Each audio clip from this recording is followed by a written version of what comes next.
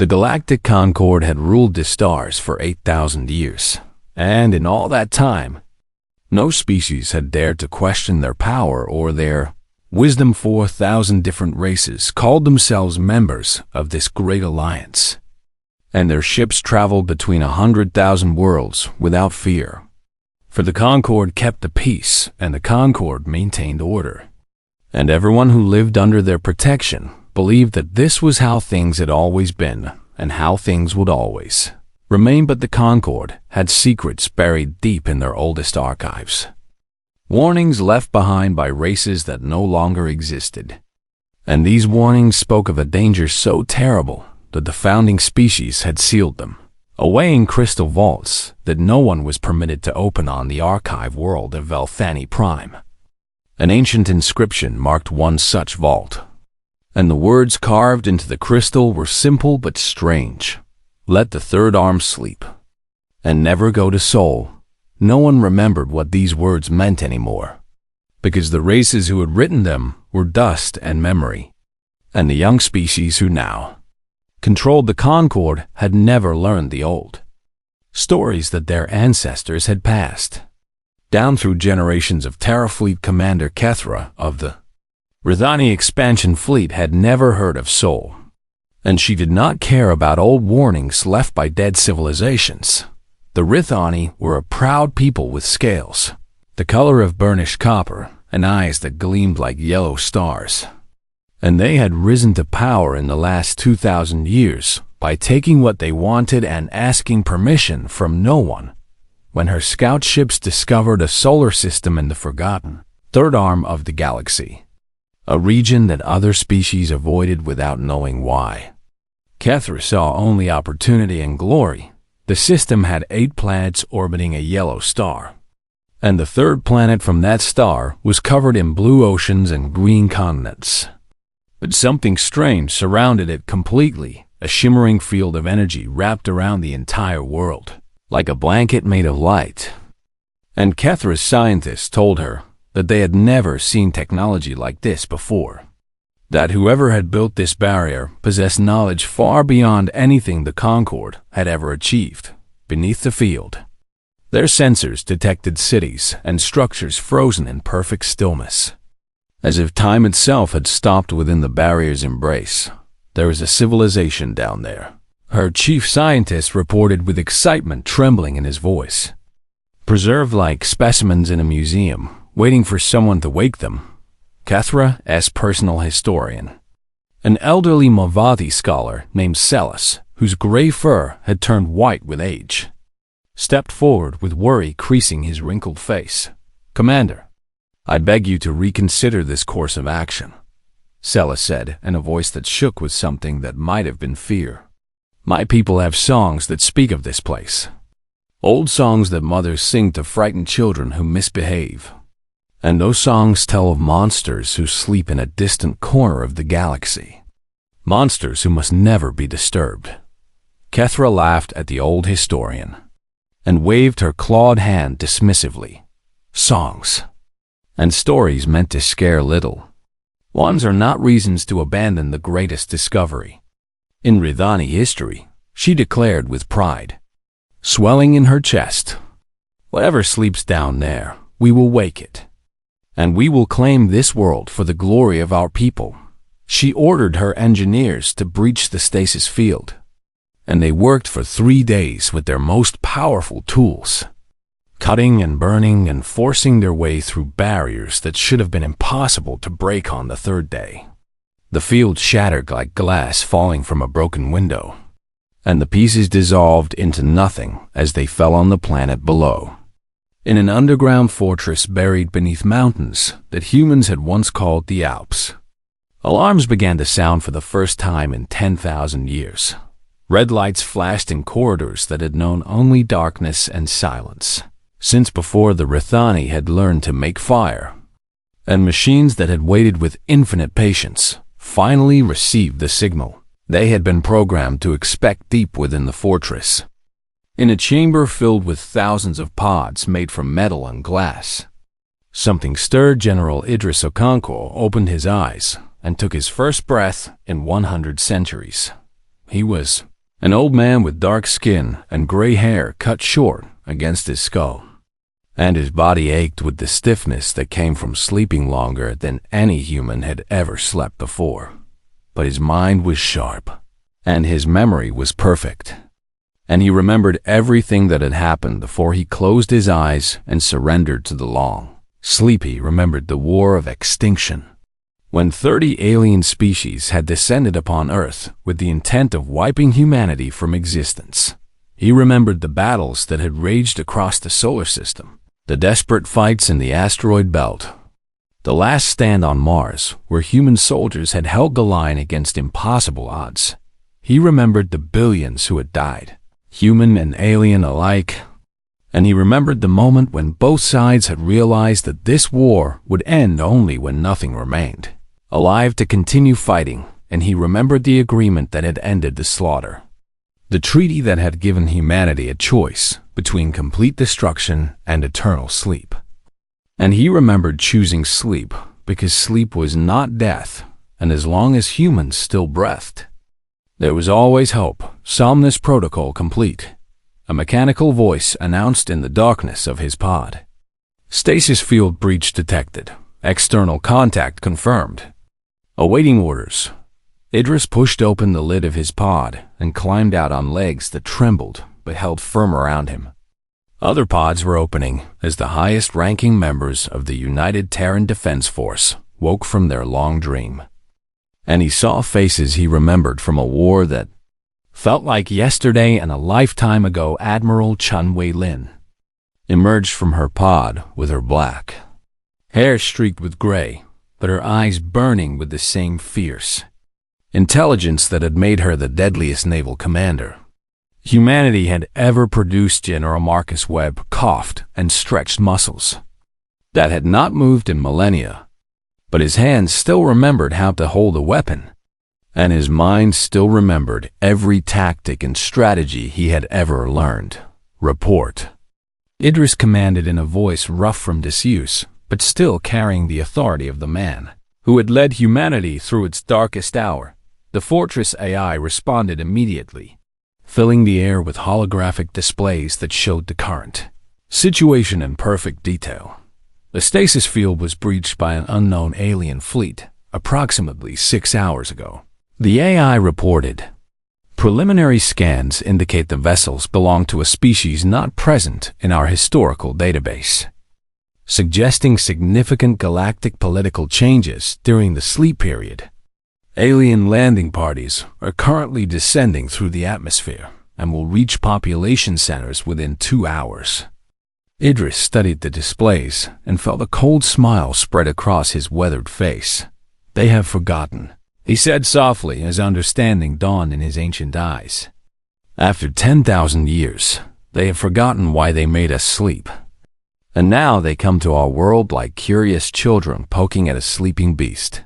He turned to face his fellow officers, the men and women who had sworn to protect humanity until their last breath and beyond.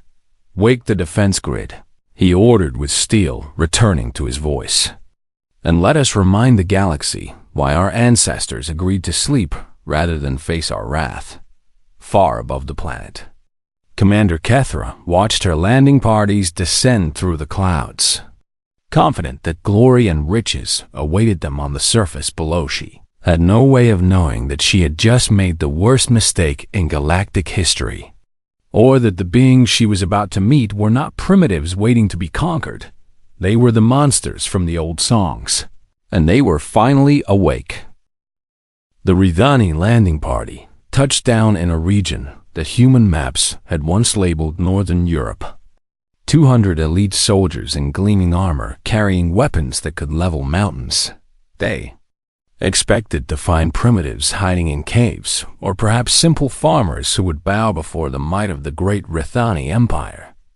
And their commander, a young officer named Velkor, had already planned the speech he would give when he claimed this world in the name of his people. But when the landing craft opened their doors and the soldiers stepped onto the alien soil, they found only silence and empty streets in a city that showed no signs of life. The buildings were strange and beautiful, made from materials that Velcora's scanners could not identify. And they rose toward the sky like the dreams of a civilization far more advanced than anything he had expected. Spread out and search for the inhabitants. Velcor ordered his troops. They must be hiding somewhere, afraid of our arrival. His soldiers moved through the streets with their weapons ready, checking every building and every shadow.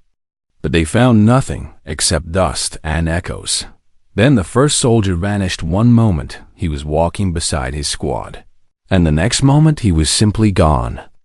Without a sound or a cry or any indication of what had taken him, Velcor received the report and felt the first cold touch of fear brush against his spine. But he pushed the feeling aside and ordered his troops to stay alert. The second soldier vanished 3 minutes later, and then the third.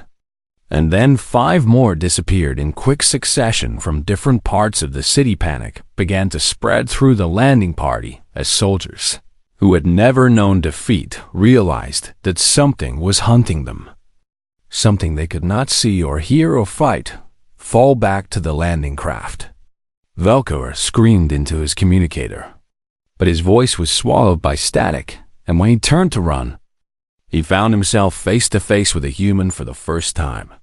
The human was a woman with brown skin and eyes the color of dark coffee, and she wore armor that seemed to bend the light around her body, making her appear and disappear like a ghost. She moved faster than Velcor's eyes could follow, and the last thing he saw was her fist coming toward his face 6 hours after the landing party touched down.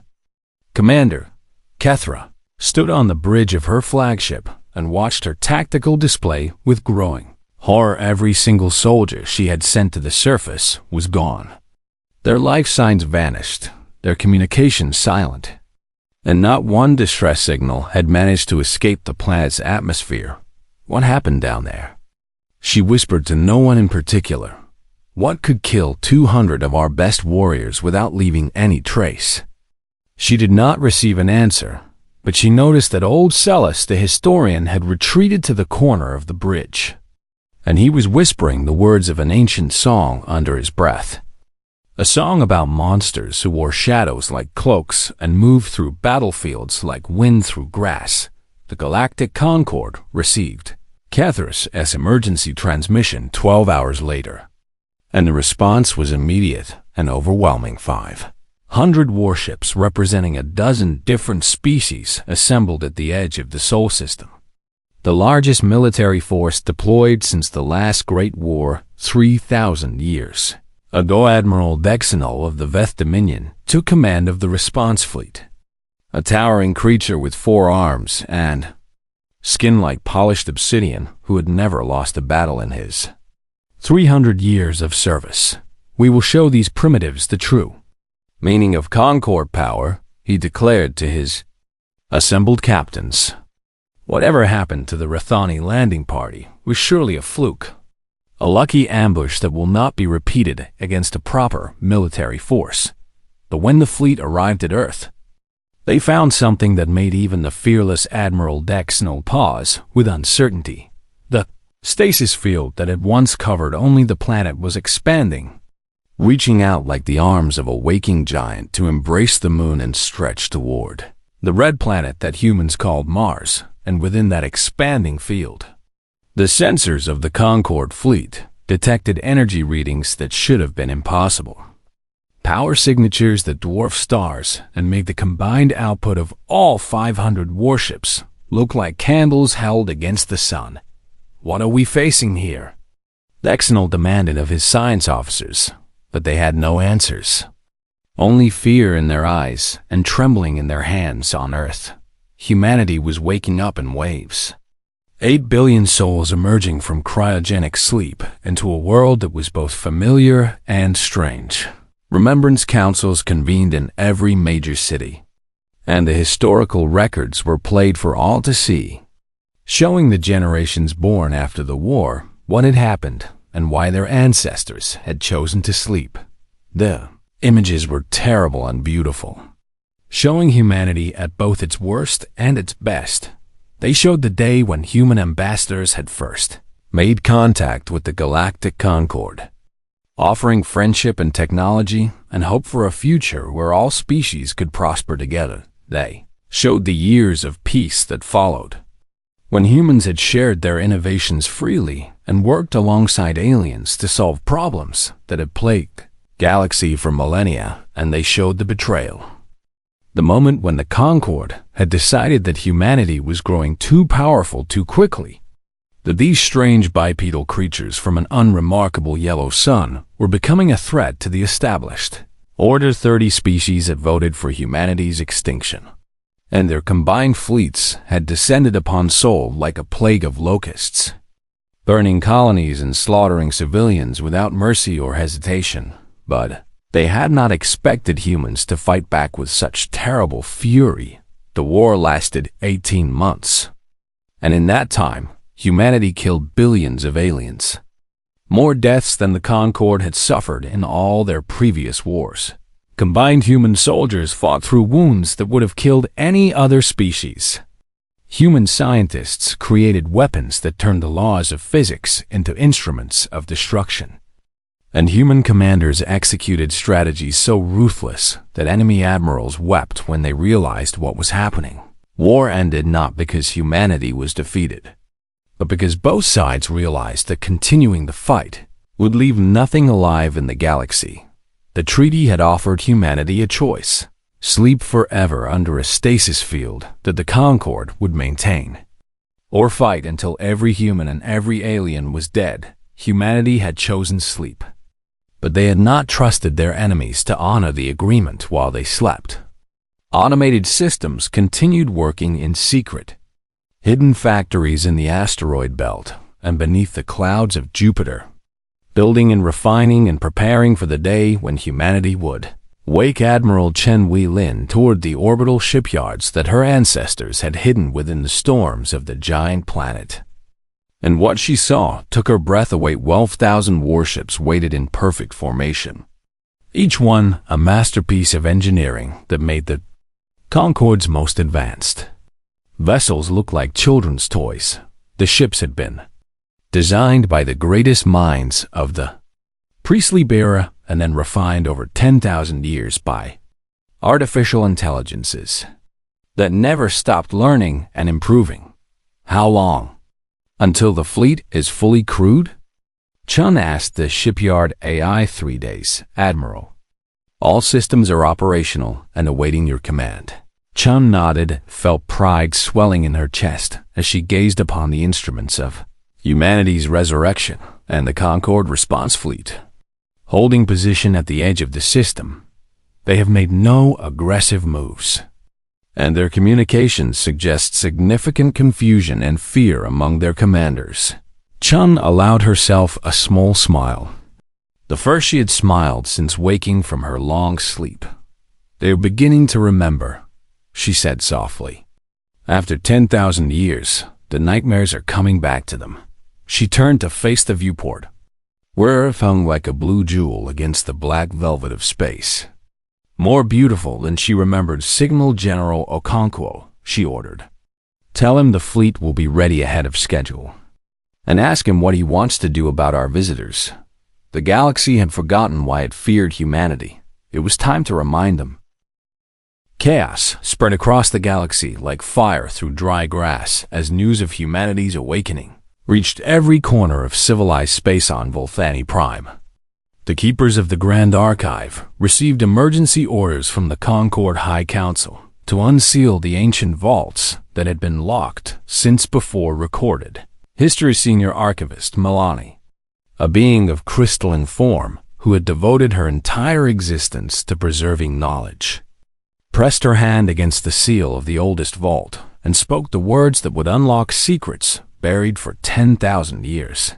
The vault doors opened with a sound like sighing ghosts, and Nalani floated inside to find shelves lined with memory crystals that glowed with a faint and sickly light. She touched the first crystal and felt its contents pour into her mind, and what she learned made her scream.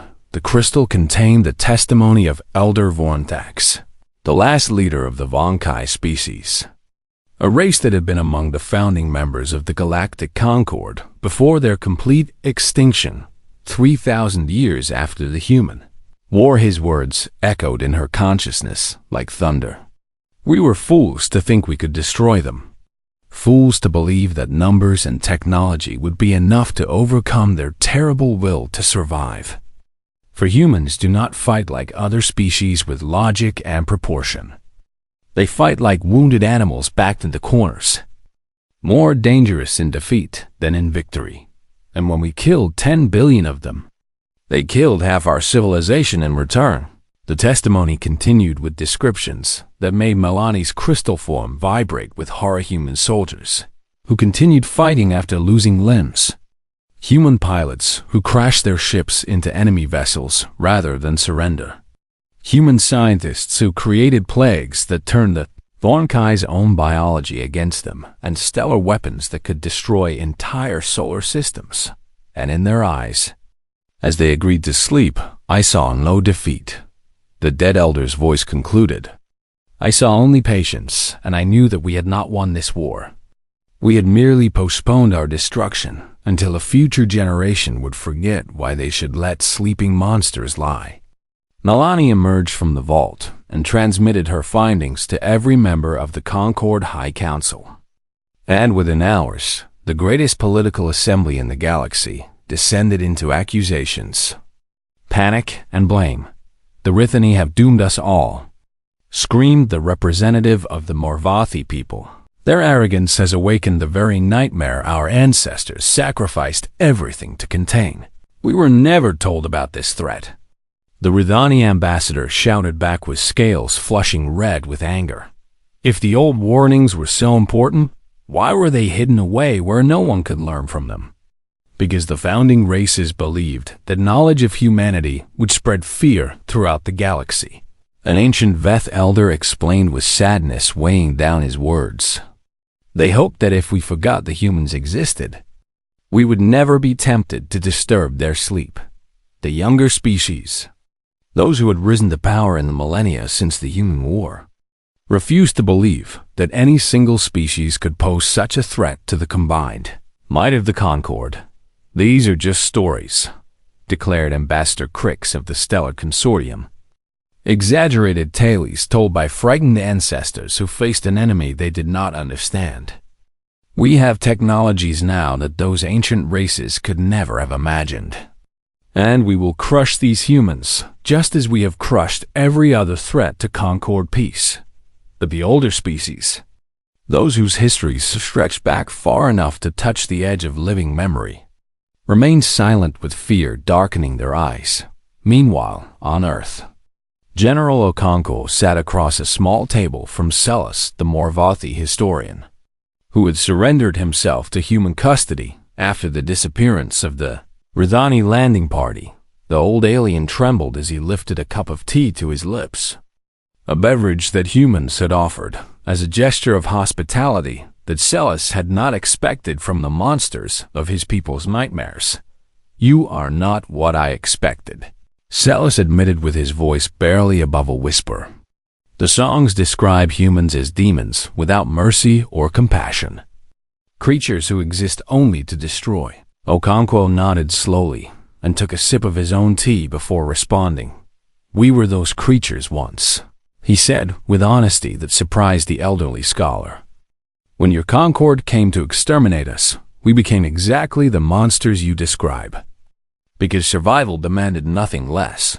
He set down his cup and met Celis's eyes with a gaze that held 10,000 years of memory. But that is not all we are. And that is not all we wish to be. So tell me about the galaxy as it exists now. Tell me what has happened while we slept. Celis spoke for hours, describing the rise and fall of empires, the wars that have been fought over resources and ideology, the species that have been driven to extinction by Concord peacekeeping forces, and the slavery that still persisted in the outer systems where Concord law was more suggestion than rule. He spoke of corruption in the highest levels of government, of power hoarded by those who had inherited it rather than earned it. and of billions of beings across thousands of worlds who lived under oppression with no hope of freedom. Okonkwo listened to every word. And when Celis finished with speaking, the human general asked a question that the Morvathi had not anticipated. Are there good people out there? Celis, people worth protecting, people who deserve better than what the Concord has given them. Celis felt tears forming in his ancient eyes as he nodded. Yes, he whispered. Billions of them. Trapped under the weight of a system that cares nothing for their suffering. Okonkwo was silent for a long moment. And Celis could see thoughts moving behind his dark eyes like storms gathering on a distant horizon. Then we will try to be different this time, Okonkwo finally said. We will try to be better than what we became during the war. But understand this clearly. If the Concord forces our hand, if they give us no choice but to fight, we will finish what they started 10,000 years ago. And there will be no treaty to save them this time. 3 days later, humanity broadcast a message to every system in the galaxy simultaneously. A feat of communication technology that Concord's best scientists had believed to be impossible. The message appeared on every screen, played through every speaker, and transmitted through every neural link in civilized space. And the voice that delivered it belonged to General Idris Okonkwo. People of the Galactic Concord, we are the humans of Soul. And we are awake. The words rolled across the stars like waves crashing against shores that had never known the sea. 10,000 years ago, you tried to destroy us because we grew too powerful too quickly. And you feared what we might become. We do not blame you for your fear, because we know what we are capable of when pushed to the edge of extinction. Okonkwo paused. And in that pause, entire civilizations held their breath. We remember what you did to us. We remember the billions you killed, the worlds you burned, the children you slaughtered while they slept. And we have spent 10,000 years preparing for the day when we would wake and face you again. But we do not wish to be the monsters you remember. We do not wish to drown the galaxy in blood as we did before. So we offer you this choice. You have 1 galactic standard year to prove that you have become worthy of sharing the stars with us. 1 year to show us that the Concord has grown beyond the cruelty and cowardice that drove you to attempt our genocide. Free the slaves in your outer systems. Stop the oppression of weaker species. Reform your corrupt institutions. And treat each other with the dignity that all sentient beings deserve. If you do these things, we will forgive the sins of your ancestors and work beside you to build a future worthy of the stars. If you do not, if you cling to your old ways of fear and domination, then we will teach the galaxy why our name once meant terror in every tongue that has ever been spoken. You have 1 year. Do not waste it. The message ended, and silence fell across the galaxy like a shroud in the halls of the Concord High Council. The ancient Veth elder who had tried to warn his colleagues bowed his head in something that might have been prayer. May the stars have mercy on us, he murmured. Because if we fail this test, the humans certainly will not. The year passed like a held breath waiting to be released. And the galaxy watched with a mixture of hope and terror as different species made their choices. Some chose wisdom over pride, sending their diplomats to Earth with offerings of peace and apologies for sins committed by ancestors who had turned to dust long ago. Morvathi were the first to formally break from the Concord, placing themselves under human protection and opening their archives to share everything they knew about galactic politics and the location of every slave market in the outer systems. A dozen smaller species followed their example.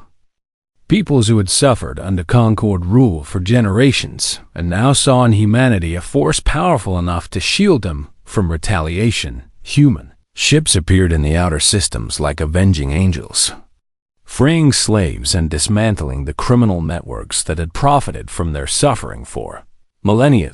Liberated beings wept with joy and disbelief.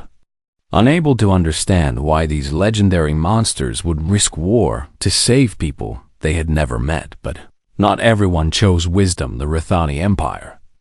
Proud and furious over the loss of their landing party and the humiliation they had suffered, refused to bow before what they called primitive apes from an insignificant star, the Veth Dominion, whose military power had been unchallenged for 3,000 years, could not accept that any species might be stronger than they were, and the crystalline hegemony, whose economy depended on the slave trade that humanity had declared war against, saw the humans as a threat to their very existence.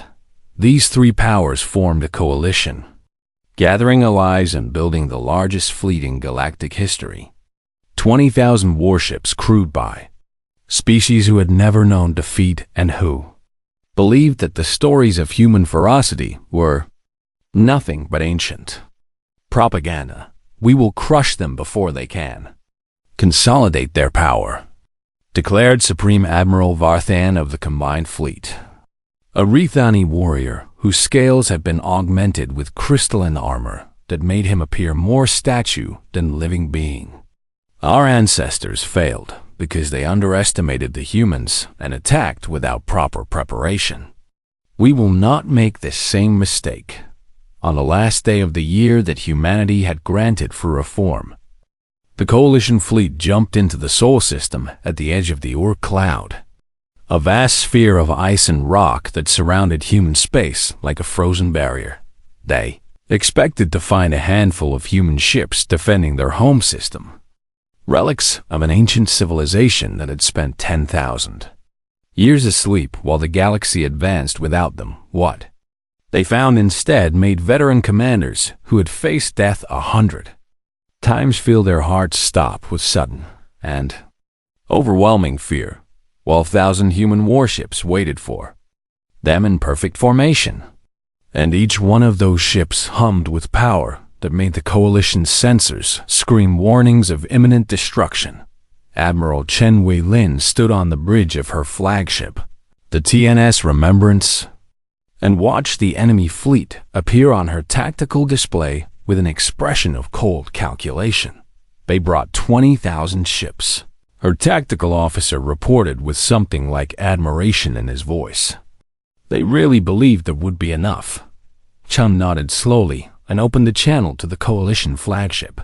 "This is Admiral Chen Wei-Lin of the Terran Navy," she said in a voice as calm as still water. "You have entered human space with hostile intent. You have one chance to withdraw. Take it." Supreme Admiral Vathan's response came immediately, his voice dripping with contempt. "We do not negotiate with primitives. Surrender now, and we may allow some of your species to survive as servants in our households." Chung closed the channel and turned to her bridge crew with the ghost of a smile touching her lips. "All ships, weapons free." The Battle of the Ur Cloud lasted 3 hours. But it was decided in the first 3 minutes human ships moved in ways that seemed to violate the laws of physics. Their AI systems processing combat data and executing maneuvers faster than organic minds could perceive. They appeared and disappeared like ghosts, striking from angles that should have been impossible and evading return fire with precision that made the coalition's targeting systems useless. Human weapons did not simply destroy enemy vessels. They unmade them at the atomic level, converting matter to energy and energy to nothing with technologies that the Concord scientists did not have names for. Coalition fleet came apart like a sandcastle struck by a wave, ship after ship vanishing. In flashes of light that burned brighter than stars, Admiral Verthan watched his tactical display fill with red icons, indicating destroyed vessels, and felt something he had never experienced before.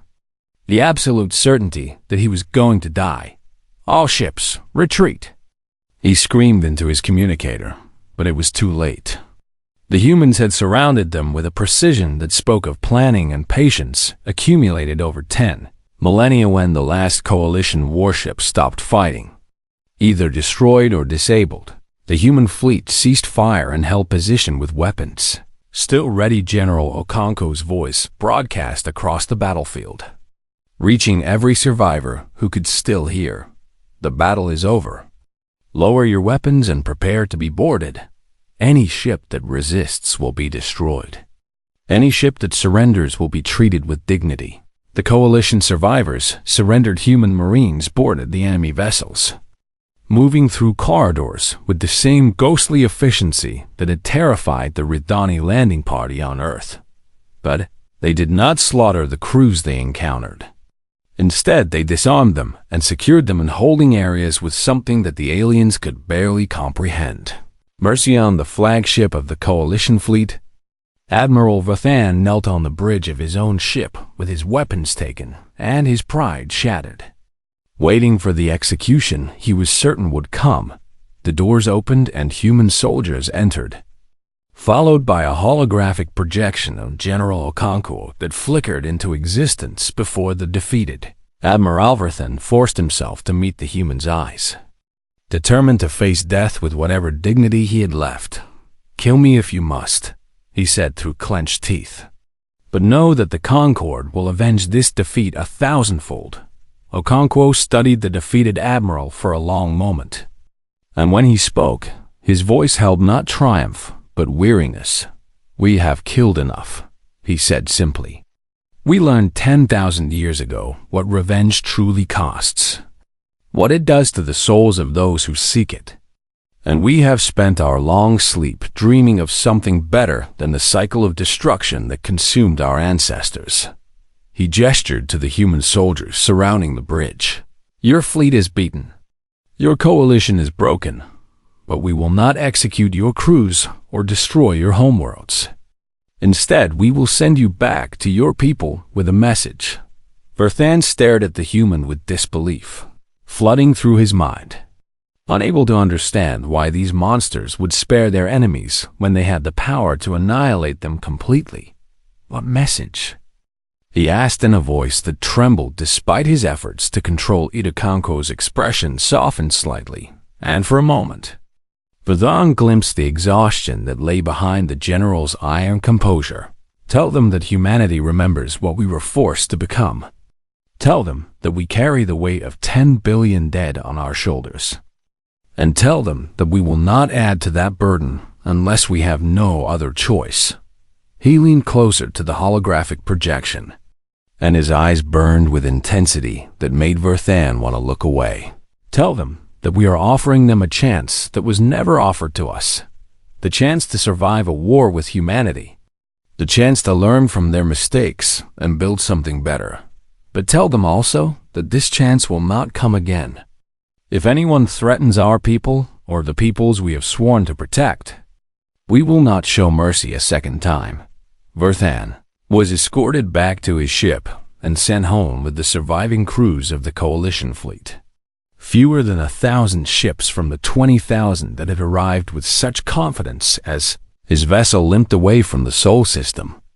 He turned to look back at the human fleet still holding formation in perfect silence, and for the first time in his long life, he understood why his ancestors had been willing to let those monsters sleep rather than risk waking them again. 5 years passed after the Battle of the Orc Cloud, and in that time, the galaxy transformed into something that would have been unrecognizable to those who had lived under the old.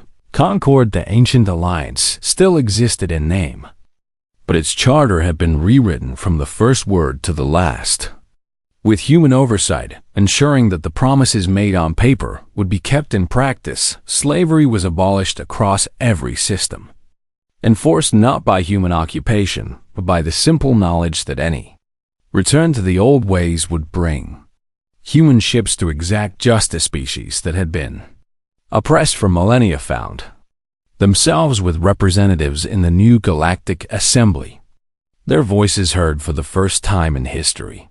The corrupt institutions that had allowed power to flow only to those who already held it were dismantled and rebuilt with transparency and accountability at their core. Humanity had not conquered the galaxy as their enemies had feared they would.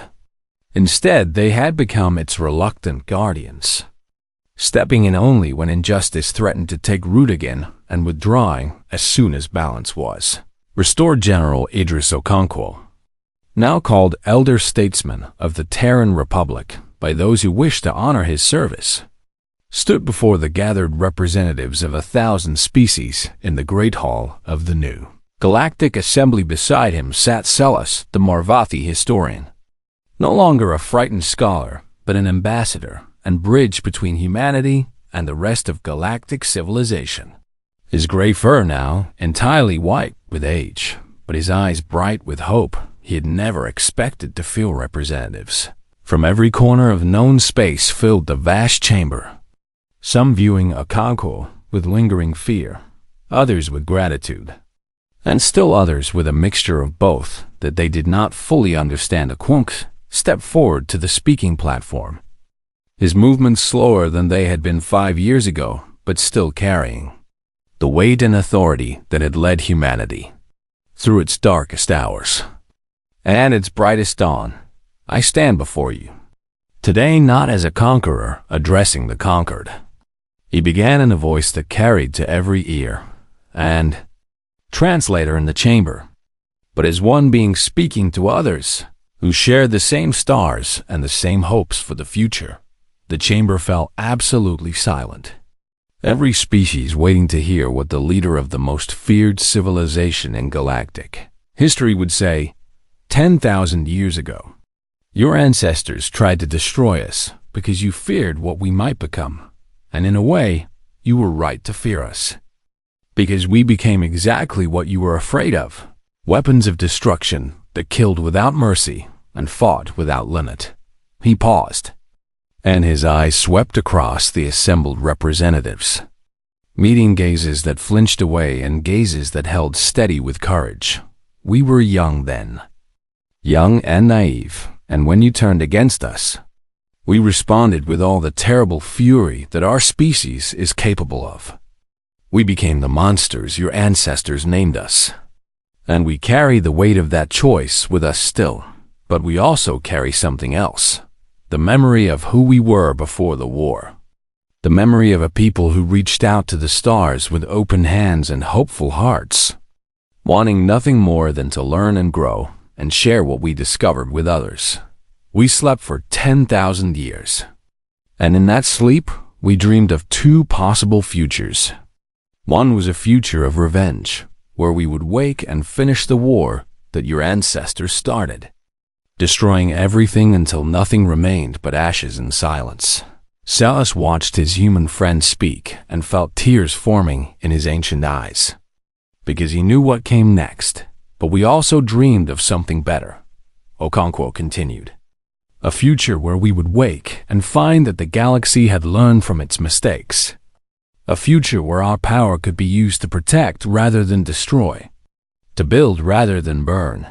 When we woke and found that you had forgotten the lessons of the past, we had to make a choice, become the monsters again, or try to be something more. He straightened his shoulders and spoke with a conviction that filled the chamber like light filling a darkened room. We chose to be more. We have the power to rule you all, to place our boot on the neck of every species in the galaxy and hold you down until the stars grow cold. But power without wisdom is just cruelty with better weapons. And we have had enough of cruelty to last 1,000 lifetimes. We have the power to destroy you, to wipe every trace of your civilizations from existence as you once tried to do to us. But destruction is easy. Building is hard. And we want to build something worthy of the children who will inherit the galaxy after we are gone. So this is our offer. Not as conquerors to the conquered, but as neighbors to neighbors. Walk beside us as equals. Learn with us and teach us in return. Help us create a future where no species is forced to choose between extinction and becoming monsters. He looked directly at the representatives of the Rithani, the Veth, and the crystalline hegemony, the species that had fought against humanity and lost, to those who made war against us. We offer forgiveness, not because you deserve it, but because holding on to hatred poisons the one who holds it more than the one it is directed against. We do not ask you to forget what happened between our peoples. Forgetting would only ensure that the same mistakes are made again. But we ask you to move forward with us, to prove through your actions that you are capable of being better than your ancestors were. His voice hardened slightly, and those who had begun to relax felt ice touch their spines once more. But understand this clearly. Our mercy is not weakness. Our forgiveness is not surrender, and our patience is not infinite. If anyone in this chamber or beyond it chooses to return to the old ways, if anyone threatens the innocent or enslaves the helpless, or attempts to destroy what we are building together, we will respond with all the terrible force that our species can bring to bear. And there will be no second chance. The chamber remained silent as Okonkwo stepped back from the platform. His final words hanging in the air like echoes of thunder. Celis rose from his seat and approached the speaking platform. His old legs trembling, but his voice steady. I have lived long enough to see the monsters of my childhood songs reveal themselves to be protectors, he said to the assembly. I have watched the most feared species in galactic history choose mercy over vengeance, hope over despair. If they can make that choice after everything that was done to them, then surely we can make the same choice in return. He turned to face Okonkwo and extended his hand in the human gesture of friendship that he had learned during their years of working. Together Okonkwo took his hand and held it firmly. And in that moment, two species that had once been separated by fear and violence stood united by something stronger, one by one. Representatives from other species rose from their seats and approached the platform, adding their hands to the gesture of unity until 100 beings of different forms and colors stood together in a circle of clasped hands. It was not a perfect moment, because perfect moments do not exist in a galaxy scarred by war and mistrust. But it was a beginning in the Grand Archive on Velthani Prime. Archivist Milani added a new inscription beside the ancient warnings about humanity that had been sealed away for so long. The new words read, "Humanity sleeps no longer. They watch over the galaxy they once nearly destroyed. They protect those who cannot protect themselves. They forgive those who have the courage to ask for forgiveness. But they never forget what they were forced to become. And they never stop working to ensure that no species ever faces the same terrible choice again. Remember this. The monsters of the old songs chose to become guardians, not because they had to, but because they believed we were worth protecting. Let us prove them right." The inscription glowed softly in the darkness of the archive, a light for future generations to find when they came seeking wisdom from the past. And somewhere in the depths of space, human ships continued their endless patrol, watching over the galaxy that had once tried to destroy them, protecting peoples who had once been their enemies, building a future that their ancestors had only been able to dream about. They were still the most dangerous species in the universe, and everyone knew it, but they had chosen to use that danger as a shield for the weak, rather than a sword against the helpless. And in that choice, they had become something greater than the monsters their enemies remembered. They had become guardians, and the galaxy, for the first time in 10,000 years, began to heal.